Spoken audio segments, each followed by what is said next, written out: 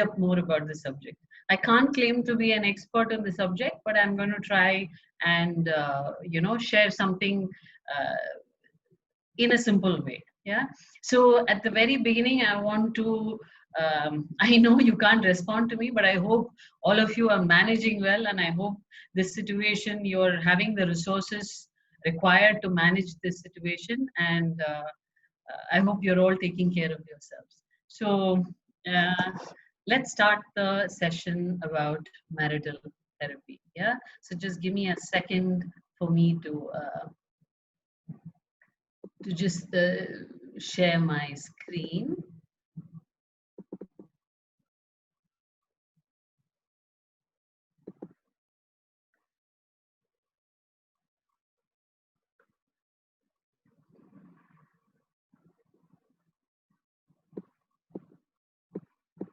Um,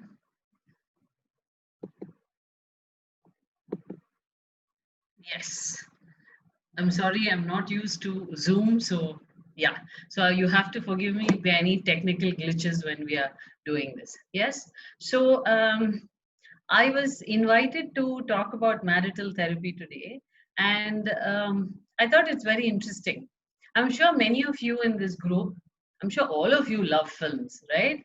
And we have all grown up watching films, and we watch a lot of films where the hero and the heroine meet, and they fall in love, and then the film ends with them, becoming a couple, and then we are all very happy that it all came to a good end and we go back home. But I've always wondered what happens after that.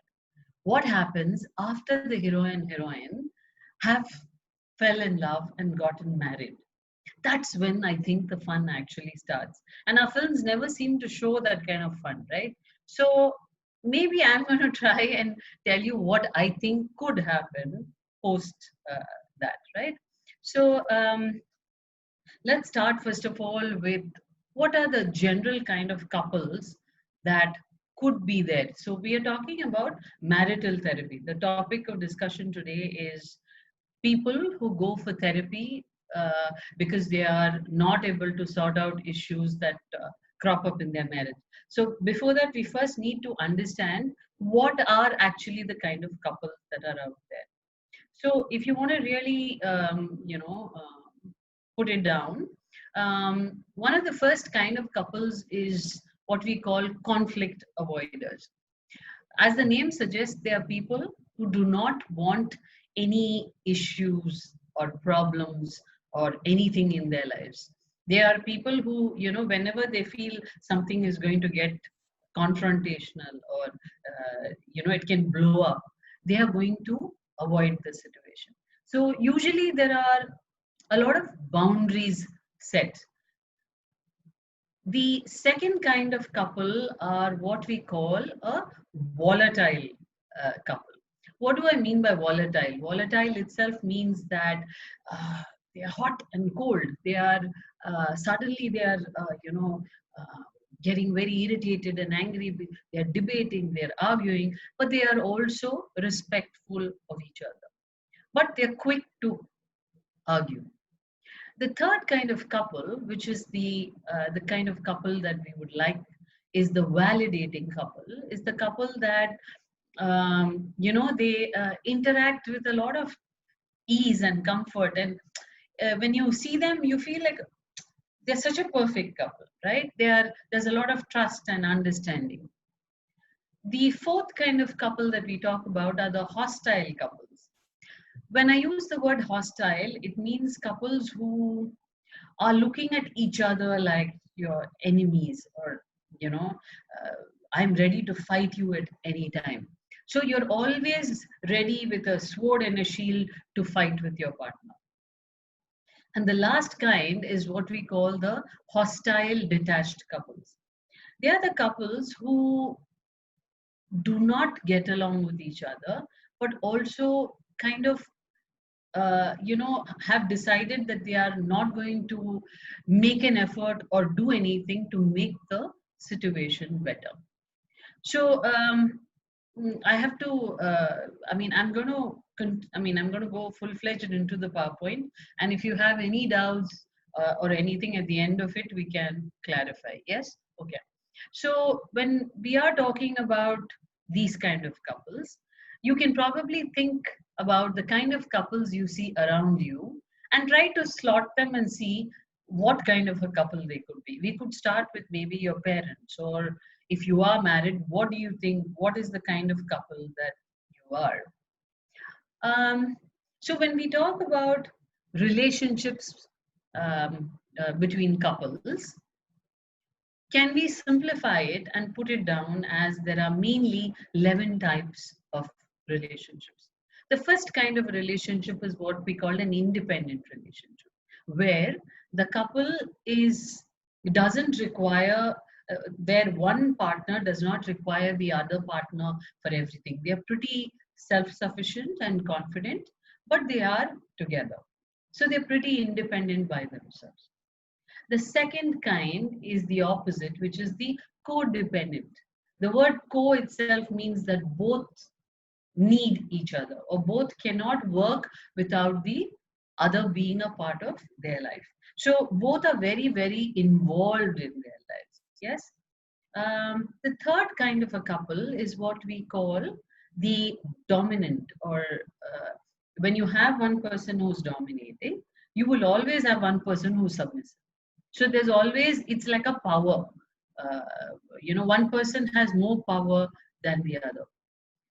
Obviously, a relationship which is having one partner dominating and the other submissive is not a very healthy relationship. Then you have the open relationship where the there are no boundaries for the couple, so to speak, where yes, the couple is together, but they also give the partner freedom to go and be with other people. So that becomes what we call an open relationship. The fifth kind of relationship is what we call the changing relationship, where mm, one partner is constantly trying to do everything they can so that they can, their partner can like them. So if your partner says, I like this hobby, you're immediately trying to learn that, or, you're constantly trying to please them. So that becomes a relationship where you're constantly changing yourself. The sixth kind and relationship is what we call a toxic. Now, this word toxic is a word we hear a lot when couples come for counseling. It's like I can't. The atmosphere is toxic. What it really means is the couple is very attracted, but they cannot get along at all. There is no understanding of any kind, between the couple. Yeah. Uh, then we talk about a relationship where it's just for now. It's two people who decide that, you know what, nothing serious. Let's see where this goes. Let's just have fun and let's be in a relationship. I keep using the word relationship because today it's not required that you have to be married to be a couple. So I'm just making it a little more flexible in that way. Though when we talk about marital therapy, we are talking about people who are coming because they are married.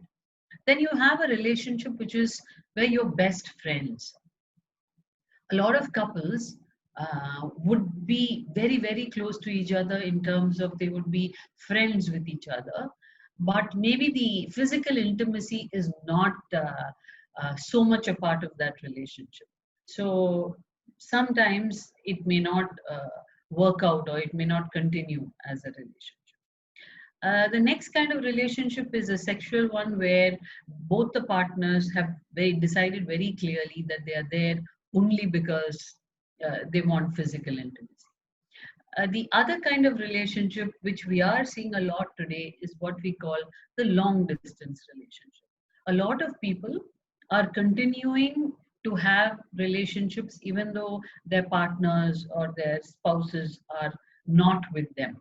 It just becomes that much more difficult to maintain because communication becomes very, very important in a long distance relationship. And the last kind, which is the kind that your Mani Ratnam and everybody talks about, which is, where the bells are ringing and the violins are playing, which is the very, very compatible, the perfect relationship where there is the right amount of trust and understanding and love and patience and all the stuff that goes into making two people work. So that becomes so we use the word compatible.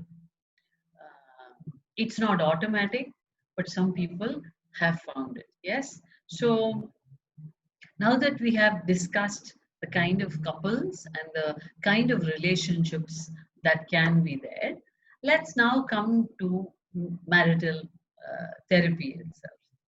When do you think somebody actually goes for marital therapy? Why are we talking about marital therapy at all?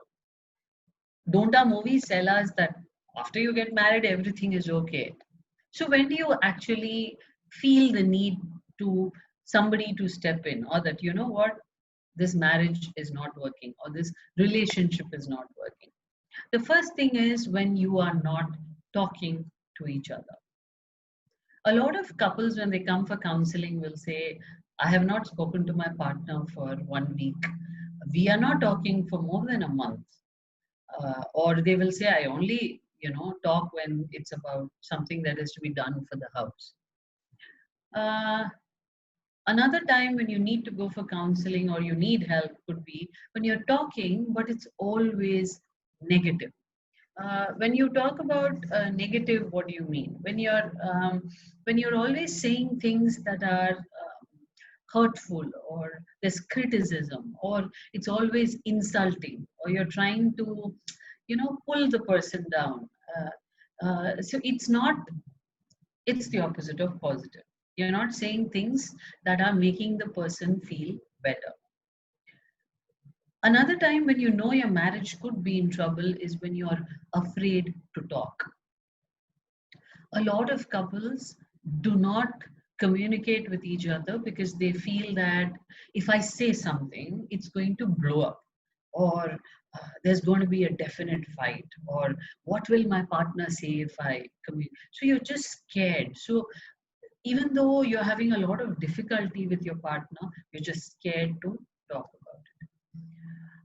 A lot of times when couples have issues with each other, affection is withheld. Now, what do I mean when I say affection is withheld as punishment? A lot of times you'll find that when you're not okay with your partner, uh, physical intimacy could reduce, or you decide that I'm not going to show you signs of affection so that I'm going to let you know that I'm not okay. I'm going to punish you, right? It could be whether you are not allowed to hug me, or you cannot hold my hand, or you're not even going to smile at your partner. You know your marriage is in trouble when you think that your partner is on the opposite side. I want you to picture like you're playing a game and your partner is on the opposite side of the court, whether it's tennis or badminton. So you think that your partner is is on the opposite team. So how are you going to play with that partner? You're going to play to beat that partner, right? You know your marriage is in trouble, because if you're talking about a marriage, it's supposed to be teamwork. When you keep secrets, when you are you don't want to share things, you decide that what, my partner does not need to know these things. When you think about having an affair, when you're attracted or you fantasize that this person in office, or I met this person in college, or I saw somebody, it'll be so nice. So when you're even having these fantasies about somebody else, you know that you are in trouble. When you're financially unfaithful, when you say financially unfaithful, it just means that you're not comfortable enough to share about your finances. In marriage, you will find that some of the big issues would be sex, would be finance, would be relatives, family. So if one partner feels that they should not be revealing to the other partner about their finances, you know your marriage is in trouble. It's particularly relevant today because you have a lot of working couples where both are working and both have financial means. It becomes very, very important whether they are aware of the partner's. When you feel everything is okay, you know, a lot of people will come and say, you know what, everything is okay, I'm okay. If he changes or she changes, this marriage is fine. I am perfect, but that person has to do A, B, C, D, E. Um, Another time you know your marriage is in trouble if you're living separate lives, meaning you do your thing, they do their thing. So there is, it's not like you are actually a team. It's like, you know what, you're living under the same roof. Yeah. Another sign that your marriage is not working is if your sex life is not okay. We do understand that physical intimacy is a huge part of why emotional intimacy increases.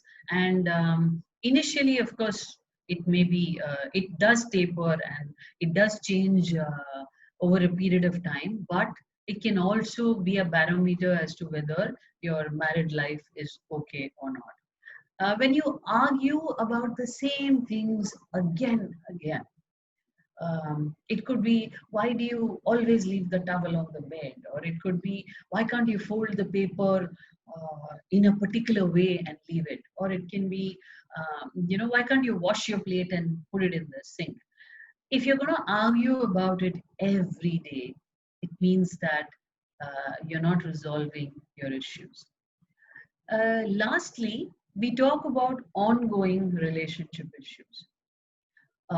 If sex is always a problem, if finance is always a problem, if you're always fighting about money, or if you're always fighting about the fact that, you know, I don't like your mother, or why I don't like this relative of yours, if you're always having certain issues that are ongoing, you know that your marriage is in trouble. Yeah. So these are some of the reasons to understand that the couple needs therapy. Yeah. uh, so before you go for counseling, um, in India, there couples don't usually go for counseling, right? We all have a lot of counselors. We have a family, Pakatata auntie, Kirat party, everybody will be giving us advice as to what to do. So everybody becomes a counselor in that sense. But supposing you're going for a third person, to a counselor for therapy, you have to understand that you have to be very clear about why are you going for therapy. What's the goal here? Is the goal to go and complain that, you know what, I am doing everything, my partner's not doing everything? It's not going to work.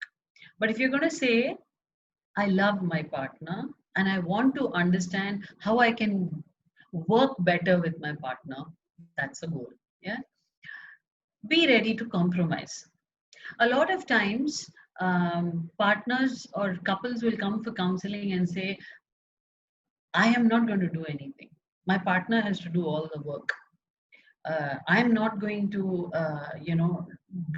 make the effort. I have done all the effort that is required. To be flexible, you have to understand that if you're going for therapy, you're going with the mindset that I'm going to be flexible about it. The next thing is to be prepared to do work, to understand that therapy is not easy. Therapy is when you're actually going to uh, talk about yourself and your partner, and it's like somebody's put a spotlight on you. So you have to be ready to do the hard work. You can't just say, okay, you know what, I got married, now it's all over. Now I don't have to do anything. The hard work starts only now. The most important thing that we find when it comes to couples is that they're not willing to invest the time that it takes. They think that we are in the generation of Maggie 2-minute noodles. So they are like, you know what, I'll do this and it should get repaired. Okay, now either panne, so done. the deal is done. So time is something that they are not willing to give, because a lot of times when you are having a troubled marriage, both the parties are feeling very hurt. So it takes a lot of time for the hurt to heal. So time is required. And the last thing is, why are you here for counseling? You're here because you got married to the person that you like, that there are reasons why you chose this person. Just because you're having issues does not mean that the person whom you got married to is not there. So it's about finding ways to work with your partner. Okay. So these are some of the things we say that the mindset that the couple must have before they go actually for counseling. Yeah.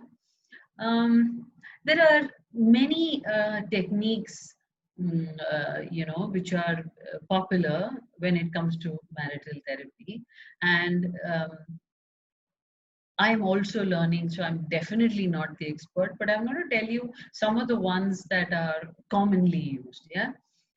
There are two very, very popular ones, which is the first one being the emotionally focused therapy, which is Sue Johnson is the person who, and Greenberg is the one who started it. And it speaks mainly about attachment patterns and communication patterns and I will elaborate about it, uh, a little later.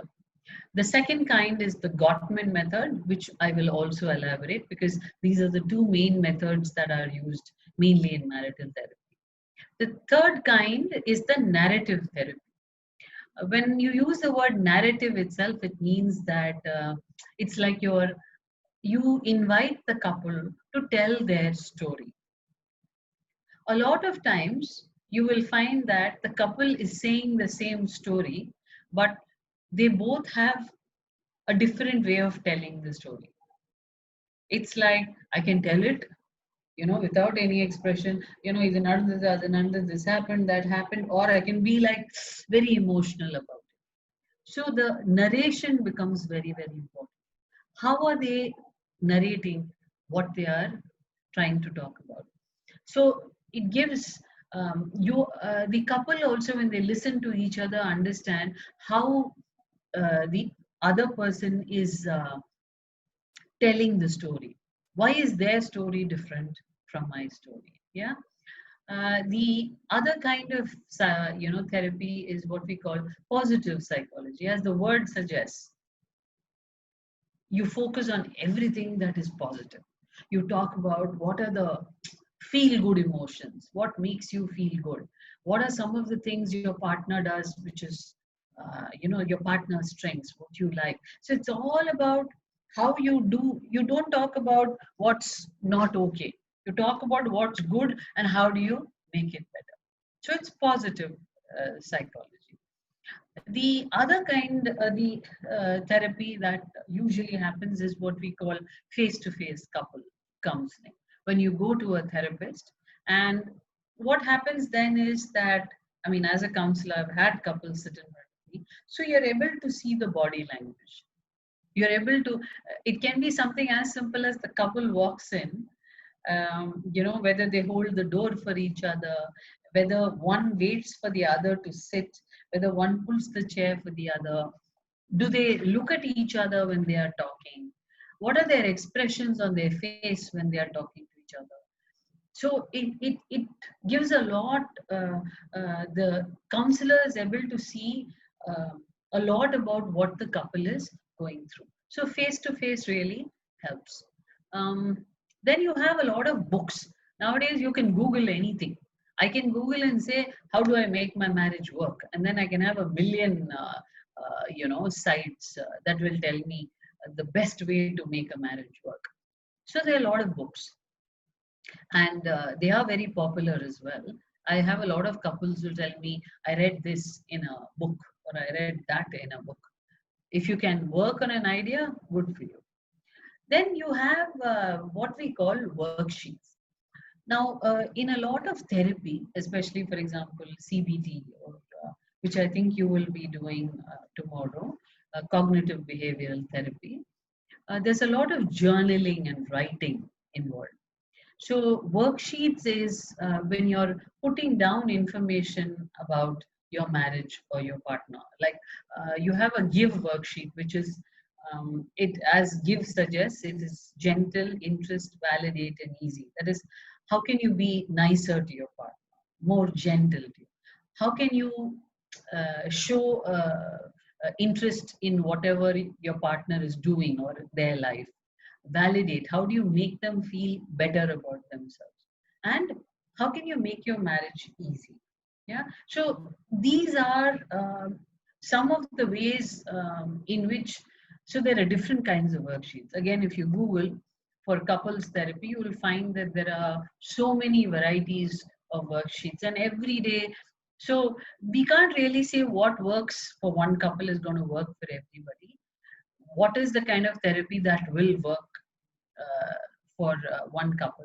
But these are the general ways in which marital therapy is usually done. So I want to talk about two main kind of techniques, so that it gives you some idea about how therapy would work. So one of the first kinds of therapy is what we call emotionally focused therapy. From the word emotional, you understand that it is mainly about feelings. It's a very short term therapy in that sense, that, as they say, it's about 8 to 20 sessions. But what's the basis of emotionally focused therapy? The basis of EFT, and EFT is used very well for marital therapy, is the attachment theory. As counselors, we are always asking our clients to describe about themselves, about their family of origin, their background, their upbringing, because it gives us a little bit of a glimpse into the attachment patterns. Now, what do I mean when I use the word attachment? When I say attach itself, it means that when two people are linked to one another, like when I, even in English, when I use the word I'm attached to my grandmother, it means that I adore my grandmother, I like my grandmother very much, or there is a nice connection. So the word attached comes from connection. A lot of EFT is based on this attachment. What does attachment theory say? It says that a lot of how we behave as an adult has a lot to do with what is the kind of upbringing we had as a child.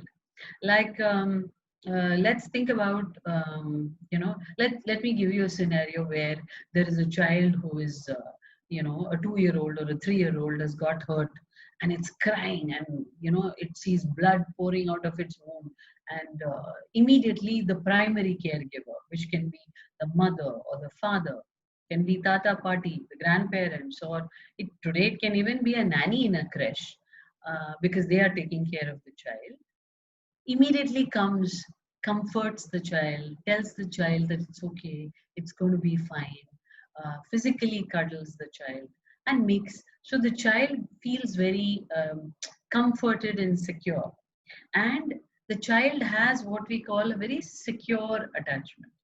Um, a lot of times, this is important for us to understand, because the way we respond to our partner when we are an adult is based on our attachment pattern. Uh, what do I to elaborate on what I mean by attachment pattern? There's one which we call the secure attachment pattern, meaning you have been well taken care of as a child by your primary caregivers.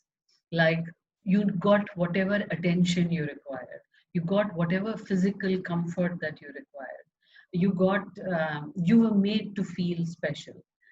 You were, all your needs were, all the attention you required, you were given. Then you have what is called the insecure attachment pattern. Now, when you talk about insecure attachment, there are usually three kinds. And I want you to, and I'm saying, explaining this in context of couples and marital therapy only. Um, when you talk about the word insecure, it means that you are not comfortable. A lot of partners are not comfortable with each other. And why do you think that is? Is it possible that it's because of basically the kind of attachment patterns they have had as a child? For example, you have what is called the anxious attachment. When you talk about anxious attachment, um, what can happen is that uh, a child who is sometimes given attention, sometimes it's left on its own. The child gets a little confused. So it also gets anxious because the child is not sure when the caregiver will pay it attention. So as an adult, this person is insecure. And the person, a lot of couples use the word needy. They are constantly clinging or they keep asking for attention. A person who has anxious attachment pattern set as a child will find it very difficult to trust their partner. We also have what is called an avoidant attachment. Say, as a child, you have not been given the kind of attention that as a child you should have got, because every child deserves to get the kind of care that it requires to make it feel secure. Um, Supposing a child is left to itself, the child has to take care of itself. The child learns to become very independent. Yes, the child feels very scared and it has to create its own coping mechanisms, but it becomes very independent. So, you know what happens when, as an adult, you're used to that pattern? Whenever you find that you're having issues with your partner, you'll avoid them. You'll not want to get into any kind of confrontation with them. And the third kind of attachment pattern we talk about is disorganized. A lot of children come from families where there's a lot of instability. There's a lot of abuse. When I say abuse, I am not just talking about physical abuse. There can be verbal abuse. Children are witness to emotional abuse. So there's a lot of, there is no grounding for the child. Then what happens is that the child always is scared. It's always looking at anything and everything that happens as a threat. So whenever the partner who has this disorganized attachment pattern in them, whenever they feel that their partner is threatening them in some way, they are going to destabilize. So why am I talking about attachment style is something you can always ask me. We believe that uh, our belief system, our core belief systems are set very, very young, by the time we are 7 or 10 years old.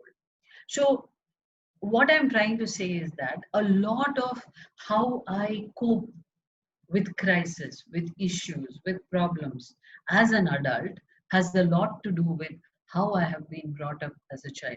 That's why we talk about family of origin. Very important to understand what is the kind of family you come from. What's your origin? It is so when we are talking about counseling, it's not just about the problems that a couple brings. It's very important to understand why we are responding. Are we responding because this is the way we always respond when we feel uncomfortable or threatened or insecure? Yeah.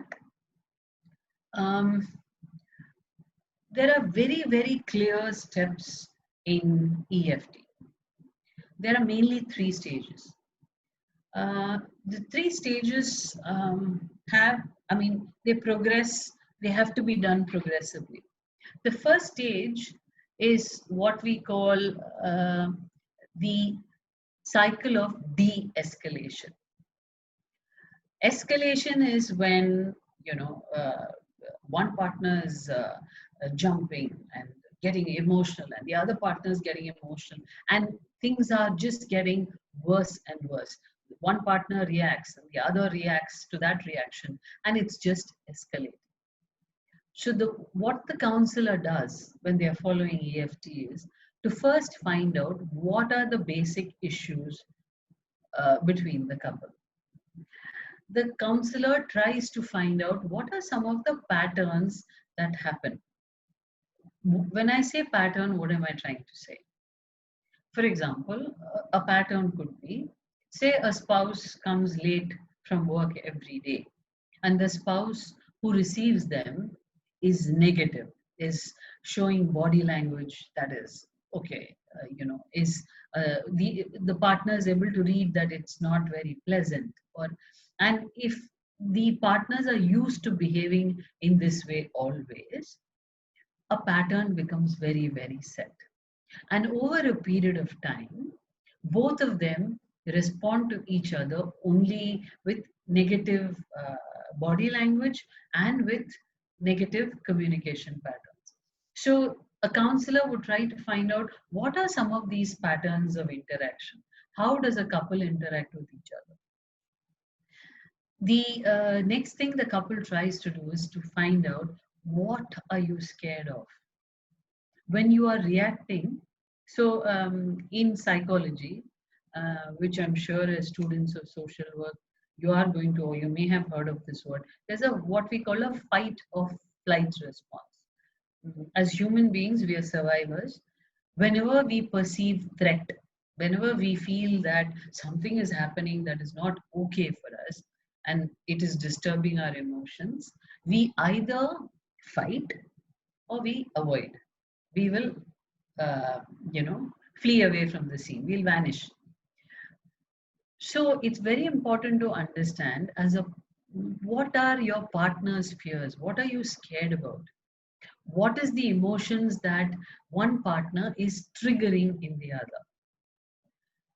I use the word trigger because if I am a child who has not been, who has disorganized attachment, every time, for example, supposing I'm coming from a background where there's a lot of abuse in my house, I've heard a lot of loud language and abuses, and I'm seeing people being physically violent with each other. Say I get married, the first time my partner uses a bad word or raises their voice, there is a trigger. There's a ting ting, there's a bell in my head. And it takes me back to what happened and all my emotions that I went through as a child when things were happening that was not in my control, which was ugly and unpleasant, is going to come right back. So how I respond becomes based on that. It becomes triggered. Yeah. So the first thing a counselor tries to do is to calm the couple down. If their intensity of emotion is at a 10 or even a 20, to try and bring it down a little so that they can actually talk to each other. The second stage, once that they have been calmed down a little, is to change the way they are talking to each other, to change patterns. We keep using the word pattern is because as human beings we get used to things. We get used to behaving in a certain way or responding in a certain way. That's why we use the word patterns. So what a counselor will try and do is they'll try to understand what are the needs of every counselor. Uh, I'm sorry, I'm seeing people raise hands, but I'm not sure if I can respond to that immediately. Should I be? We can respond at the last one. No, somebody has raised their hand, so I'm just sorry. Sometimes, yes, sometimes they unknowingly do, ma'am, and we can Okay, we okay, can respond. cool, Yes, cool. thank you. Okay, okay, okay. So, um, um, so we are talking about stage two, which is changing the pattern. So what the counselor will do once they have calmed down is to help them to talk about what is it that they need actually from their partner. What are some of the emotions that they are feeling when their partner raises their voice, or when their partner does not, their body language is a little harsh, or when they use words, certain words. Partners are taught to also accept what their uh, what their spouse is trying to tell them. One of the uh, one of the things that a counselor really works on is to help either partner to be able to accept the other partner, to be able to listen and say, okay, this is what you need from me. So to accept their partner. Partners are helped to talk about and communicate in a way about issues that are problematic. So, communication styles. How can you express to your partner without reacting? So, let's focus on the word. You're not reacting. How do you respond to your partner? It's a very simple English word, but there's a big difference between reacting and responding. So, what the counselor actually tries to do is to help the couple respond to each other. And the last step, which is consolidation and integration. Why this becomes important? A lot of times we find that when couples come for therapy initially, they'll be like, yes, yes, I'm working. I'm going to do everything. I will do A, B, C, D, E. I will do all the homework that you tell me because homework is given. But after that, they are used to certain patterns. They will slip back into that pattern. It's like telling somebody to brush their teeth. I'm used to doing it to the right hand. Suddenly I have to do it to the left. It's a lot of hard work. So consolidation is, how do we sustain? How do we continue to keep talking in a way that your partner is able to understand? To actually, why do I keep using, when you talk about language, it's like supposing I'm talking Hindi and you're talking English. Literally, that's what couples are doing. You're not understanding the language, so we are trying to have a kind of a language. It's like English, which is English and Hindi, so that both of us can understand each other. So the therapist will actually help them to communicate in a way that both of them are able to understand. Once you're talking the same language, you will listen to each other. Otherwise, you're always going to be uh, getting louder and louder. Have you seen that sometimes when somebody does not understand your language? After some time, when we are trying to explain to them, we'll just start talking louder and we'll start using our hands and our face will become way, because we are trying to communicate and we want them to understand, because they don't understand our language. That's when we start reacting more and more. So the counselor helps the couple to communicate not just when they are in the therapy room, but also when they leave the therapy room. Yeah. So this is pretty much, I am simplifying it, what is basically done in EFT. The next kind of method, which is again very, very famous, is the Gottman method.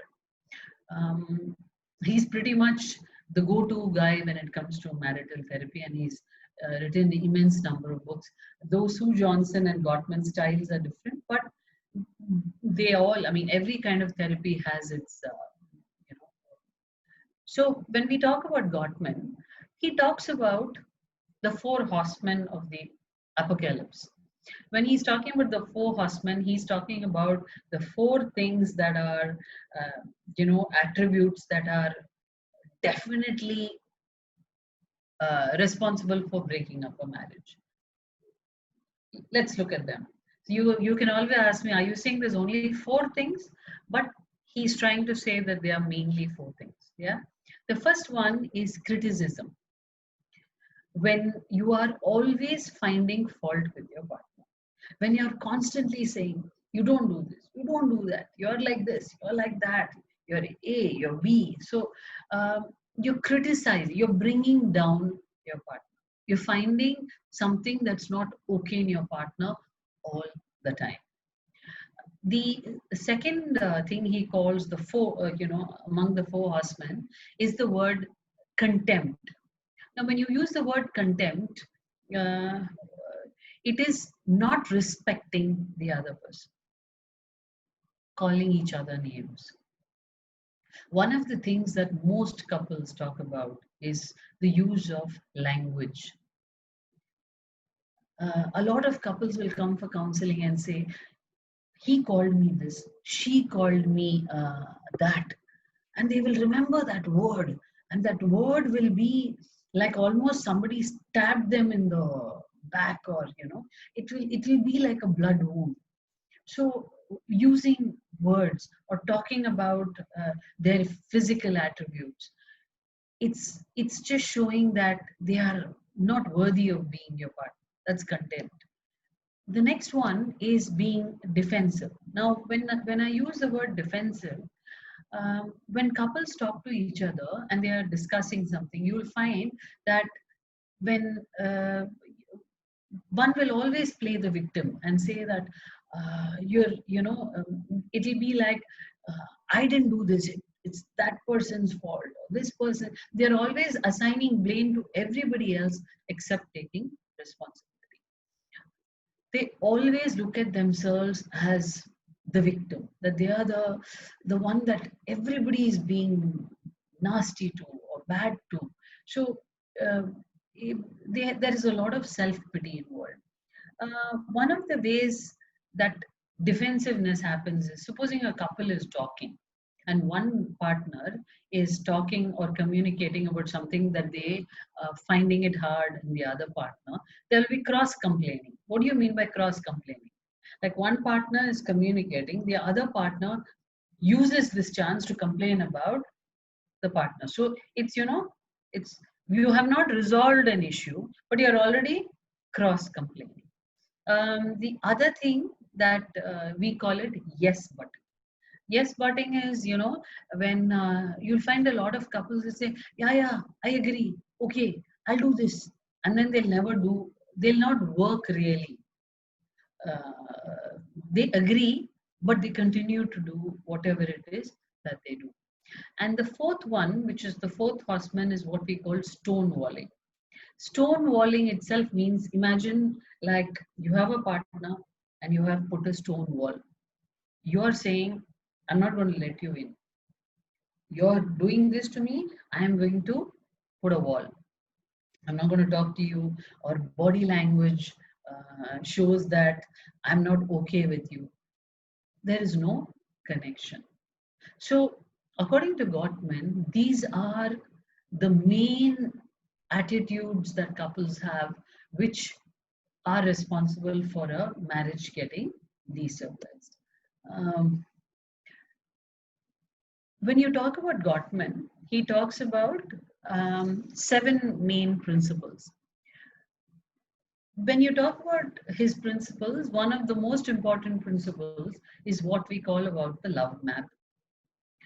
Uh, it's a word that is used a lot when we are talking about the inner child, or when you're talking about, that part of you which is always going to be a child and has to be taken care of like a child. So let's talk about what he means when he says your love map. What do you mean by a love map? The word love is a very misunderstood word. Love, the way it is meant, or the meaning is very different for many people. But if we are going to talk about marital therapy, and if you're going to talk about love between a couple, what are we trying to say? How do we make their love better? The love map is important. So what is a love map? What do you know about your partner? That's the love map. How much do you know about your partner?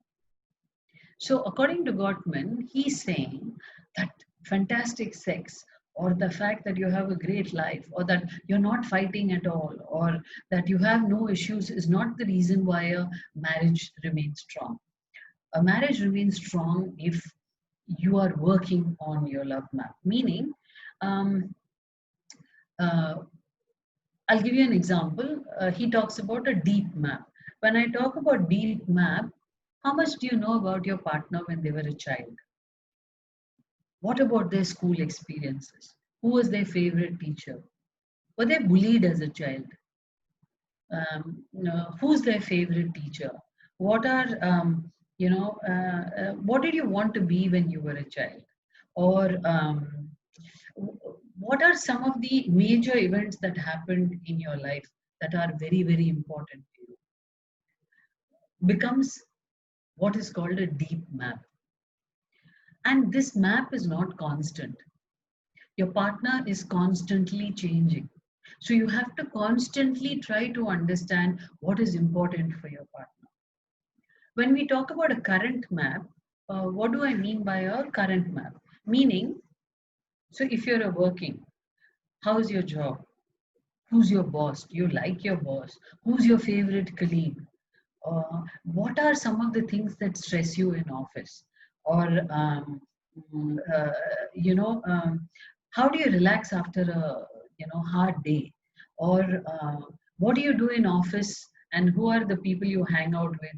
Who are your buddies? So things like that becomes it's current. What's happening? Right now. Mm, um, it can be who's your best friend, or it can be something like things that are happening in your family, what happened with your relatives, or information about that. Showing interest in your partner's family and their friends becomes their current map. And then you have personal preferences. What's my partner's favorite food? Does my partner like spicy food, or do they? What's their favorite dessert? How do they? What's their favorite song? Um, Insects. What is their favorite thing to do? How do they get turned on? Or who's their favorite cricketer? Or it can be, is there something you always wanted to do but you've never told anyone? I always wanted to be a dancer. I always wanted to sing in front of an audience. Secrets that you've never told anyone, that you tell only your partner. Because there is that connection. That is what is called a love map. So, according to Gottman, the more you know about your partner, the more you like your partner. The more you show interest in knowing about your partner, your liking increases. Usually, we always show interest in people whom we like. So it has to be developed. The next one is how do you nurture your fondness and admiration? What do I mean by the word fondness? A lot of people think that, now that we are married, we don't have to show our appreciation for each other. It's like, before I get married, you're my girlfriend, I'm going to take you on dates, I'm going to give you chocolates, I'm going to give you roses, I'm going to give you fun dinners, do special things, smileys, good morning messages, all that fun stuff that happens. And then once you get married, there is that label husband, wife. You have to become very responsible. And all the, special small things that you did have gone out of the window. So you have to keep working on increasing that fondness. The third thing that he says that is very, very important is how do you turn towards each other and not away from each other? What does he mean when he says turning towards? A lot of partners will make, uh, initiate. For example, they will initiate affection, or they will try to physically initiate affection, or it could be they may ask for help, or they may try to be humorous and joke with their partner. They would like responses from their partner. Supposing they find that their partner is not responding and their partner is turning away from them, it tends to create a gap. A lot of times, when partners don't pay each other attention, when the partner requires, it becomes they're turning away. It's like supposing, it's like say a husband and wife are sitting, and one of them is commenting, and the other one is reacting like they couldn't care or they are not interested, and they're like respond in a with a with absolutely no interest. Instead, supposing one partner is saying something and the other partner is saying yes and adding to the conversation, and it's building, you are working towards. Instead of saying, I don't know, uh, it becomes the body language shows that they are working away. The fourth thing, which becomes very important, because there is a three-letter word that becomes important here, letting your partner influence you. That seems to be one of the biggest issues that I find when it comes to especially modern couples. And I'm generalizing here, but I'm saying uh, couples find it very hard to take advice from their partner. The three-letter word that I'm talking about is ego. Partners are not willing to take advice from you. They will ask the whole world around them, but they will not ask their partner. Gottman says that you have to let your partner influence you. You have to show your partner that you trust them enough to take their advice. So let your partner influence you. Because they are, if you're saying that as a couple, you're a team, you should be able to take their advice. Because whatever advice they are giving is good for the team. It's not just good only for you. The next thing that Gottman talks about is solve your solvable problems. What do I mean by the word solvable? Um, when I think of this particular problem, I remember a couple that came to me um, for therapy, and the one of the issues that was there was about a vegetable. So why vegetable? So the wife mentioned that she likes the vegetable to be cooked in a gravy. The husband mentioned that he likes the vegetable to be cooked dry, because in his house they only cook the vegetable dry. This was a problem for the couple, because the wife felt that, excuse me, I am the one who's cooking, I'm going to always make it only as a gravy vegetable. And the husband is like, you make the gravy vegetable, but I'm not eating it. Is this a solvable problem or a problem that cannot be solved at all? A lot of times couples don't know what is a solvable problem and what is the problem that may be uh, difficult to uh, resolve. um, for example, in-laws staying with the couple, say the system of the family is such that the elderly couple also stays with the young couple, and there is friction. Now that is and if they cannot move out, that could be termed as a problem that cannot be solved, in the sense that they cannot leave the house. But surely cooking a vegetable in a different way can be solved. So why is Gottman mentioning this? He says that there are 6 skills you require to work on your solvable problems. He first says start with a softened starter. He says when couples are communicating with each other in a soft manner, in a way that is non-threatening, and if you usually they resolve. If you're going to go to your partner and says, why did you do this? Or there's aggression and you're using language, the partner's already decided that you're a threat. But on the other hand, if you're going to gently tell your partner that, excuse me, this is an issue for me, can we talk about this? Usually, it's a soft stand. The next thing that Gottman talks about a solvable problem is that he says do repair work and try to make the problem uh, a little better by working on quick solutions. That can be done if you're not blaming each other, if you're not communicating like you are the problem or you're the reason why something is happening. To first try and repair what has happened. And when I say repair, I'm talking about how do you soothe yourself down? How do you calm yourself down? One of the advice we give most people in anger management is, especially when it comes to communication, is that when you feel that your anger is at boiling point, do not communicate. Because when you're communicating at that temperature, whatever you're communicating is going to be a very volatile reaction. So what we say is that why don't you try and take a drink of water or take a few deep breaths and then communicate. So while your anger is still there, it's come down. So the way you communicate and your body language changes.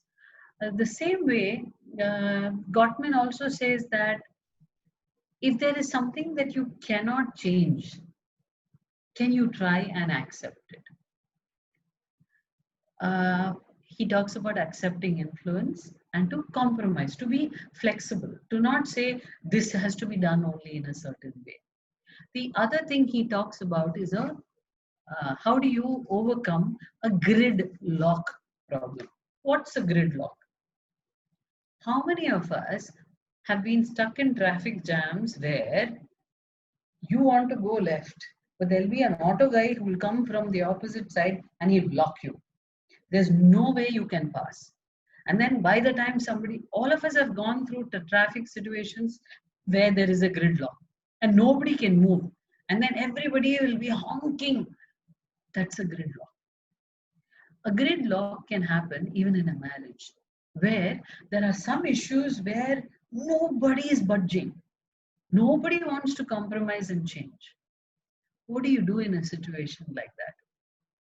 When you talk about gridlock situations, one example could be that one partner likes to save money, the other partner likes to spend money. That's a gridlock situation. One partner is comfortable and secure only when they see money in the bank. The other partner says, I'm working very hard, so I'm going to buy myself an iPhone or I want a car. That's a gridlock. How do you overcome a gridlock? Sometimes there are problems that may not have solutions. It could be to do with religion. It could be to do with to finance. It could be to do with even work. For example, I have a lot of couples who are working, who get transferred, who has to move to which city, or what kind of schooling does the child have to get, CBSE or ICSE or state board. That becomes a problem. How to bring up upbringing of the child, parenting of the child can become a problem. And the last one that he talks about, which becomes important, is how do you create meaning? How do you make sense of your married life? So married life is not just bringing up children, earning money, having house. No. What are the special memories that you're creating for each other? It does not have to be big memories. It can be you, for example, making a cup of tea for your partner every morning because you know they like to get up to a hot cup of tea. Or it can be you giving your partner a massage because you know their leg is paining today. Small things that give meaning to this relationship. And every couple has its own special way of giving meaning to their married life. Yeah. So Gottman says that some of the ways to deal with the horseman is learn to make complaints and requests. One of the things Gottman says is instead of saying, you did this, you did that, he says, can we start using I statements? I feel that. I feel hurt when you use that word. I feel very awkward when you bring your friends home without informing me. Or so when you use I statements, your partner doesn't feel like they have to defend themselves. So to use more statements to communicate, to speak the truth, and to also listen. It's not just enough to keep uh, voicing what is the issues that you have. Sometimes to also listen and ask your partner, hey, are you okay? To validate your partner. The third point, the word validation is very, very important. What do you mean by the word validate? It is to make your partner feel like they are a human being. We have spoken about attachment in EFT. A lot of us, if if we are not very confident of ourselves, or if we have judgment about ourselves, it really helps if our partner supports us and makes us gain that confidence and shows us attention and love. That's validation. The next thing he says is shift to appreciation. To appreciate your partner when they do something special, to increase that connection, to give meaning, as he said. The next thing that he says is to rewrite the story. A lot of us, especially partners, when they are troubled, if you read their story, it will be like they are, their partner is the villain and they are the very sad victim. To change this script that you have in your head, uh, to so that you are two people who are willing to sit on the table and bargain and talk, and to not always take everything that your partner says literally, to understand that sometimes your partner is also responding because they are going through a difficult time. Yeah. So uh, I'm coming to the end of the this presentation. Basically, you need to create an atmosphere where your partner can talk to you without feeling scared, without feeling like, should I say it? What will my partner say? To continue to do things that you enjoy doing. I find a lot of couples come and say, I stopped doing this because of my partner, or I don't have the time. Make time and continue to do things that are special for you. And when your partner is saying things when they are hurt or angry, to not take it personally and say you said that, but to understand where they are coming from, to look at them as how a counselor, a third person would look at them, to establish what we call open-ended dialogue. Open-ended mean that let's talk, let's continue to keep this conversation going, like it's not closed, it's not over. To not keep saying I'm going to do, to not threaten, no blaming, no saying, no accusing. We are not the cop, we are not playing cops and robbers, we are a team. And to also understand that marriage is something, it's not as simple as a film says. It's not just a walk in the park. It is something that you need to work on. But the thing is, you are willing to work on it, the rewards are fantastic. You get somebody with whom you can share the rest of your life. Yeah. So this is pretty much a very small take on what is usually discussed in marital therapy. I try to introduce to you the kinds of couples and the kinds of therapies, but there is a lot more this is not a subject that can be spoken about just in 1 hour. There's so many aspects to a relationship and marriage. There's so much about culture, like what are some of the things that works in a Tamil Nadu may not work in a West Bengal, it may not work in the USA. What works for men may not work for women. There's gender, there's religion. There are so many aspects that I have not even spoken about. But I hope that whatever I've covered so far just gives you a little glimpse into what marital therapy can be about. Yeah. So thank you for listening, and um, I hope this was interesting for you. And uh, I'm willing to take questions.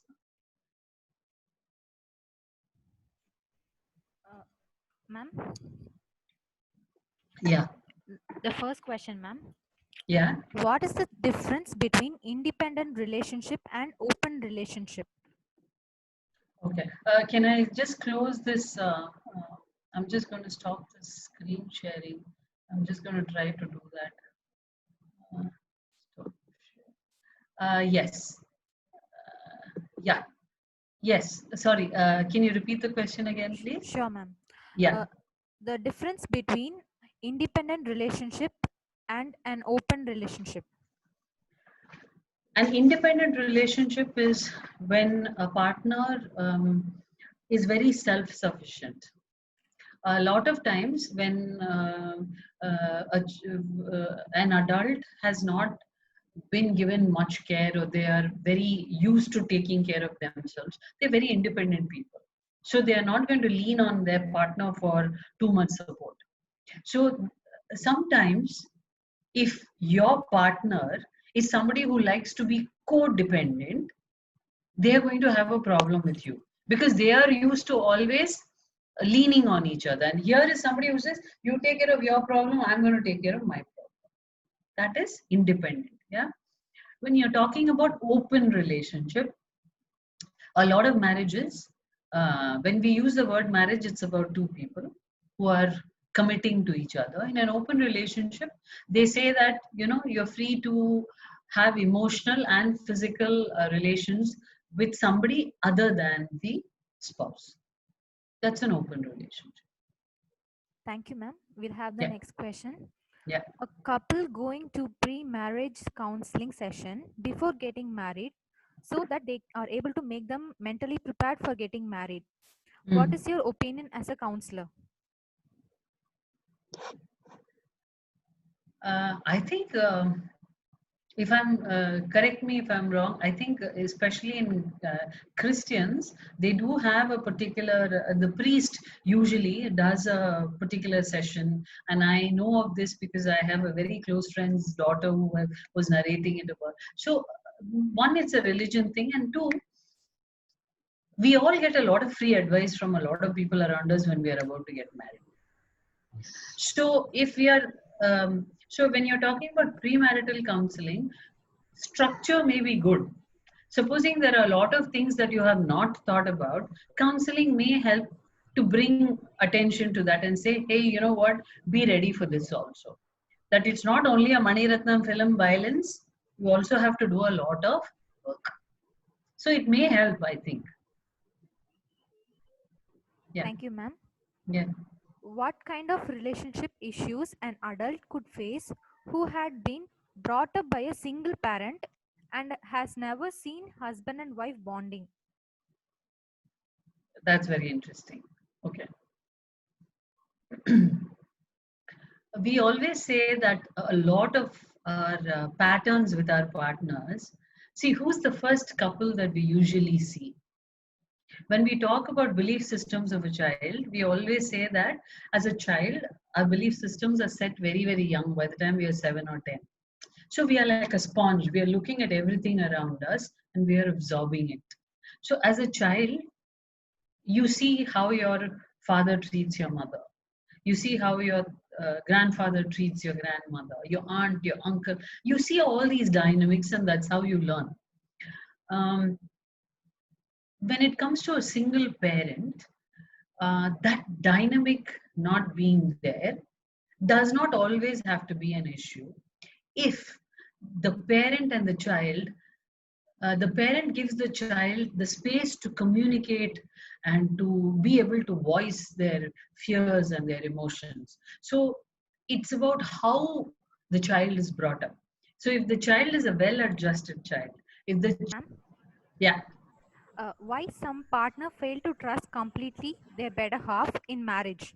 They develop doubtful behavior. Why so? based on their attachment patterns. A lot has to do with I mean how it's about their personality, their belief systems, how they respond to their partner. If they are seeing their partner as a threat, definitely means that one has to understand their upbringing, their childhood, what is the dynamics they saw around them, what is the rules that they are following. Are they following something that they have seen?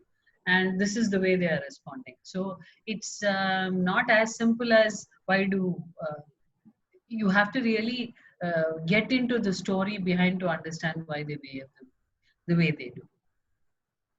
Thank you, ma'am. Yeah. According to you, what do you think is the most common issue with the recently married couples?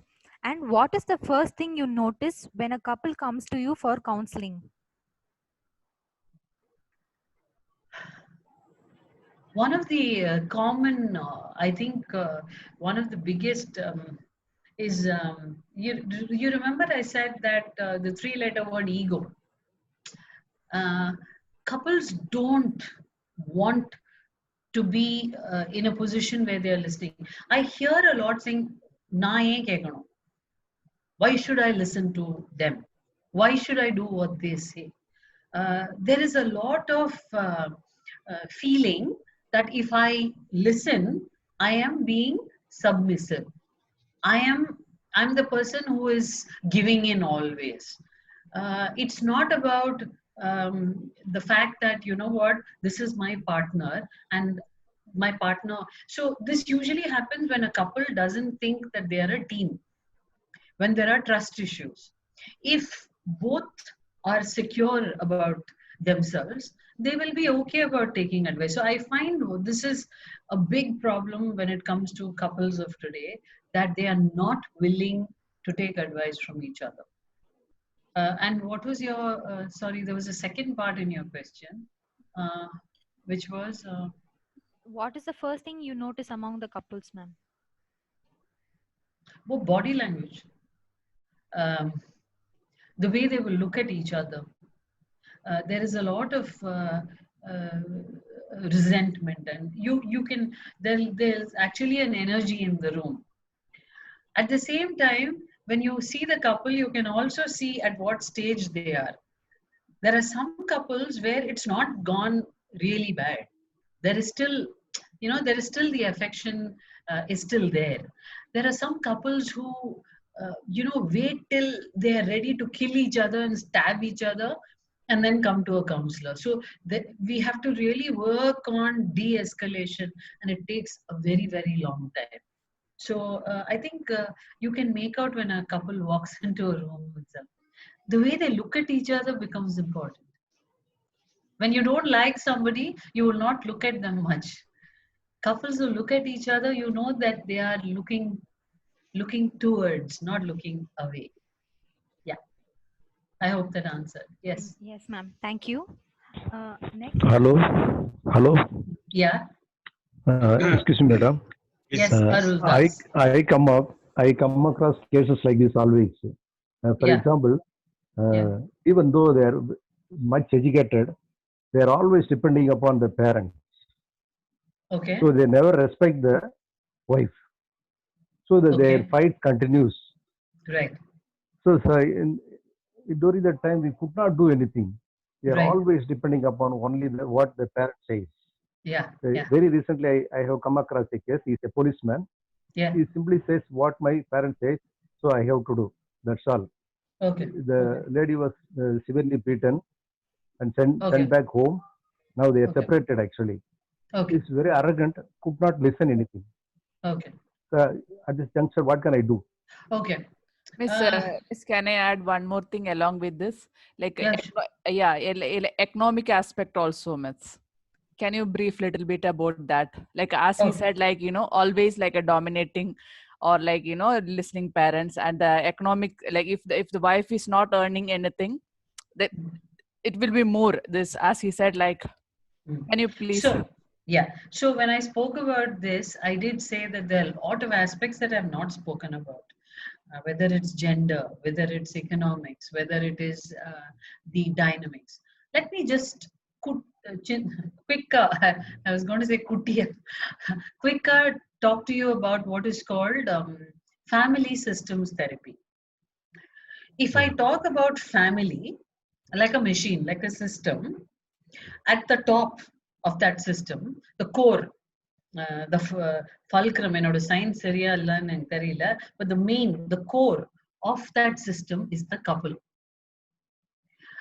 I like to use the word partners always. I hate using the word husband and wife.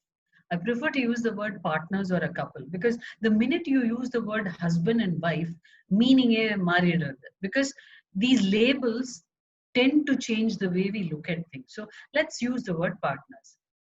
Now, this family system, the couple is the core, then comes the children, then come the respective parents, then friends, relatives, and all that. Of course, in our India, the core is not just the couple, it is everybody, okay, including the party. So the thing is, this couple at one time used to be part of another family system. For example, the husband was a part of a system where his father and mother were the core. So all the rules that he knows are from that family system. All the rules that the wife knows are from her family system. Now, these two have to get together and create a system. When does problem happen? When the husband says, "Ennoda family rule da best." The wife says, "No, na keka matte." The point is, this is a new system. The rules that worked for your father and mother are not going to work here. The rules that worked for your father and mother are not going to work here. For example, let's say that your parents, your mother was never working and your father was working. Now you have a wife who's working, suppose. Now, if you're going to apply the same rules that worked for that system over here, it's not going to work. So a new system, how does it evolve? By communication, by talking, by bargaining. உனக்கில்ல எனக்கில்ல எங்கேயாவது meet பண்ணணும். By sitting across the table and saying, sometimes I will take 5 steps, sometimes you take 5 steps. Sometimes I will take 8 steps, you will only take 2 steps. But there has to be give and take. It can't be, I am always walking 9 steps, you're sitting there and enjoying. That is when friction starts. Now, when I'm talking, sir, Mr. Aruldas, when I'm talking about what you're saying, the man is obviously not aware that once he becomes a part of a system, he is responsible for the system. He obviously comes from, I mean, I should not be judging, I'm not judging, but I'm just wondering if the way he is treating his wife could be the way his father has treated his mother. It would be very interesting to understand that gentleman's upbringing, or what is the family dynamics there. Because a lot of the way we will treat our spouse will be based on how we have absorbed in our house. So if I am used to seeing women treated in a certain way, I am always going to treat my partner also in that way. It's very unfortunate. That is why probably premarital counseling may help to make them understand all this. And I have to explain one more thing. These are mindsets that have been set for a very, very long time. It can't change overnight. It's very sad.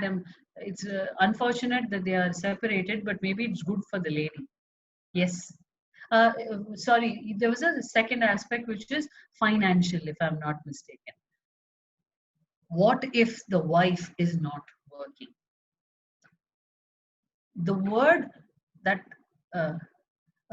comes to me here is respect. If both the partners respect each other as a human being, it does not matter who is earning, who is washing the clothes, who is cooking, who gets up in the morning and dresses up the children for school, who is dabba katafying, doesn't matter. I am a team member, you're a team member. How do we make this team win?